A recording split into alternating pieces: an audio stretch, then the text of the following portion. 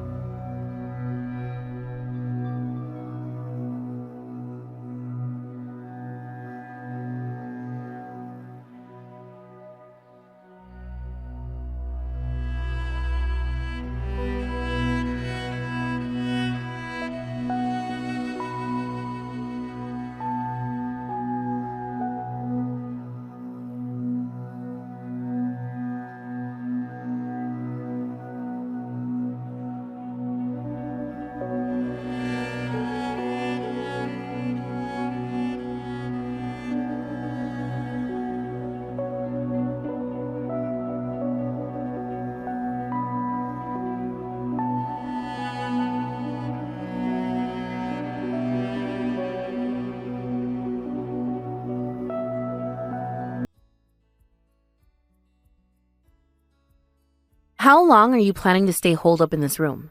I've had enough of this place and I'm leaving. You should start looking for a new place to stay too. Wait, are you really going to abandon me like this? Huh? Abandon you? You've got it all wrong. I'm not abandoning you. I'm running away from you. Don't use that word with me. It makes no sense to even talk about abandonment when you're the one causing all this trouble. Listen, I swear to you, I'm gonna change. I've had a real wake-up call. I know I've been awful. I've messed everything up, and I've been so frustrated that I've been taking it out on you, on Jade, and even on others who didn't deserve it. Well, maybe you should reflect on it more. But I'm done. I can't keep living like this, and I definitely can't keep seeing your face every day. Please, I'm really sorry. I swear, I've changed. Please, just stay with me as my wife. I promise I'll do the right thing from now on. I'll work hard, I'll pay off my debts, and I'll be the kind of man you deserve. Why? Why do you even want to stay married to me? After everything? Because I really do love you. What? You're kidding, right? I'm serious. I love you more than anything. The reason I came home every night wasn't just to avoid problems. It was because I wanted to see you. The nights I lashed out and got angry, I always regretted it afterward. I hated myself for it, but it was like I was stuck in this cycle of frustration. I couldn't stop it, and it just made everything worse. You think that makes any sense? All you're telling me is that I'll just become the target again. No matter how much you say you regret it, it's not going to change anything. Well, yeah, I guess you're right about that. I can't promise it won't happen again, but I swear I'll try. Please, just let me prove that I can change. And so what's going to be different this time? You'll change for a while, but eventually you'll just go back to your old ways. That's how it's always been, hasn't it? You only ever really regret things when it's too late. And honestly, I'm tired of being caught in that cycle. I don't want to be your punching bag anymore. I know I've messed up. I've hurt you, and I know I don't deserve another chance. But if you love me too, maybe you can give me one last chance. Just stay with me. If you loved me, you'd respect my decision now. I've made up my mind. I'm not going to live like this anymore, and I don't want to live with someone who can't respect my choices. You're right. I get it. I've been selfish, and I'm sorry. I've caused you so much pain, and I know it's not easy to forgive. But if there's any chance, please let me prove that I'm serious. Please stay with me. I didn't think I'd hear you admit it so easily. Well, I'm leaving for now. I'll go back to my parents' house. You know what you need to do. Sign the divorce papers, take them to the city office, and get this over with. But if you ever feel like it, you can come back. As long as I can still pay the rent, I'll be here waiting, hoping that one day you'll come back to me. I'm sorry, but that's just not going to happen. If you tell me to come back, it'll make me uncomfortable. I don't want to hear that. Honestly, it just feels wrong. It's better if we both move on from this.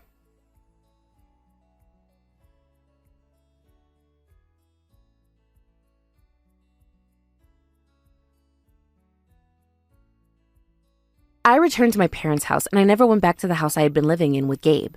That was a decision I made very clearly, and the more time passed, the more certain I became that I had done the right thing. Gabe seemed to be waiting for me, hoping that I would come back as long as he could still afford the rent. But even though he tried to maintain that kind of hope, there was no turning back for me. The truth was, after the divorce proceedings, I never had a single opportunity to meet with him again. Not once. He always seemed to want me back, desperately, and even though I hadn't asked for it, he started transferring money into my account as if it was alimony. In fact, I was surprised when he did this because, in a way, it felt like he was trying to fulfill a responsibility he thought was expected of him. However, according to Jade, Gabe had recently been banned from a hostess club in the neighboring town, which made me realize something. No matter how much he tried to portray himself as someone who was regretting his actions and wanted to change, his fundamental personality hadn't changed. It was still the same Gabe, wrapped in the same behaviors. I couldn't help but think that the changes he claimed he was undergoing were just superficial efforts to keep up appearances. From what I gathered, Gabe had some remorse for what had happened, but it wasn't enough to make a significant impact.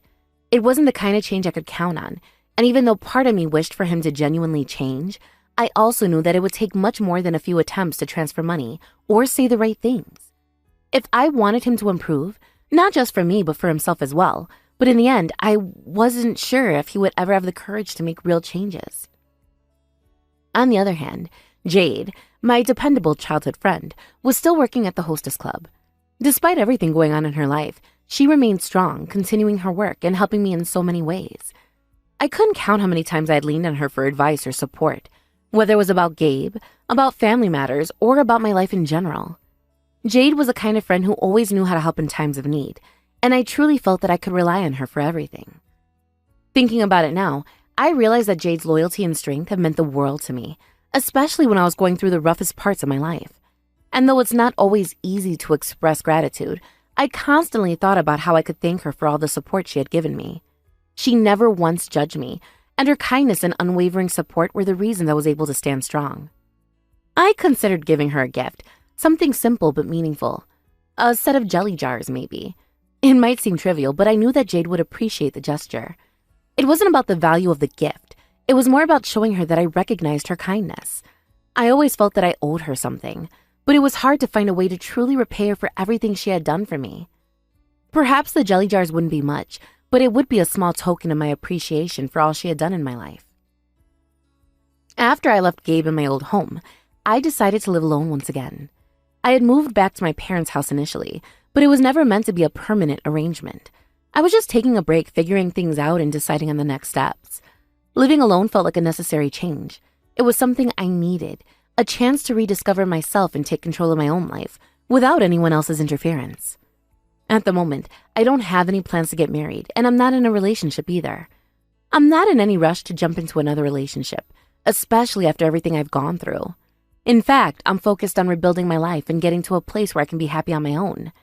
I know that when the time comes for me to marry again, I will make sure that it happens on my terms. No more rushing into decisions or hoping that things will work out just because I want them to. Next time, I will make sure to live together with my partner before taking such a big step, so we can truly understand each other in every way. I've learned so much from my past experiences, particularly from my time with Gabe. There were moments when everything seemed perfect, when I thought maybe this was the one, the relationship that would work out.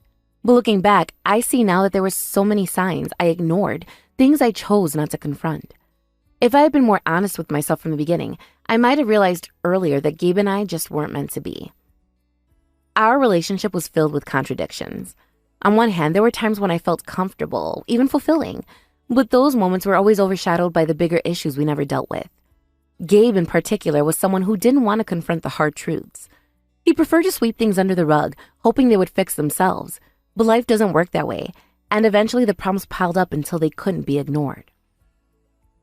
The most difficult part of it all was realizing how much I ignored in order to keep the peace. I tried so hard to make the relationship work, and in doing so I compromised parts of myself that I shouldn't have. Gabe, on the other hand, kept thinking that he could keep going without addressing the real issues. And as much as I wanted to believe in him, I knew deep down that he wasn't going to change unless he wanted to. And that change was something he wasn't ready for. When I left him and moved out, it was clear that Gabe didn't know how to handle the situation. His actions felt like desperate attempts to fix something that couldn't be fixed. He transferred money to me thinking it would somehow make up for everything that had gone wrong, but the truth was it didn't feel like an act of genuine responsibility. It felt like an obligation he was trying to fulfill just to ease his own conscience. As for Jade, I can't even begin to describe how much she has meant to me during all of this. She's been there for me in ways that no one else could be.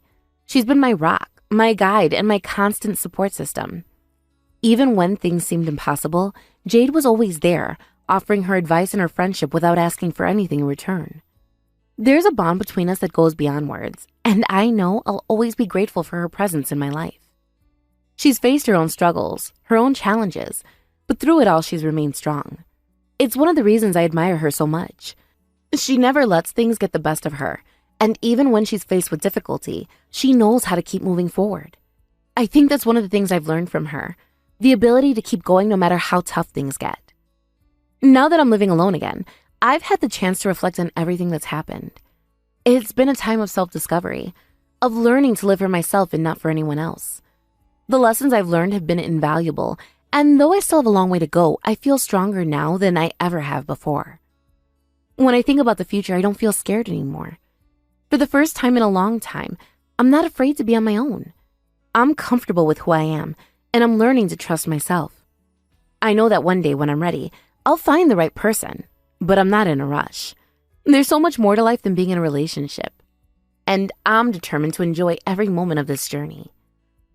Thank you for watching and listening. We hope you enjoyed the video. Don't forget to like this video and subscribe. Also, feel free to leave a comment about what you thought of the story. We look forward to seeing you at the next story.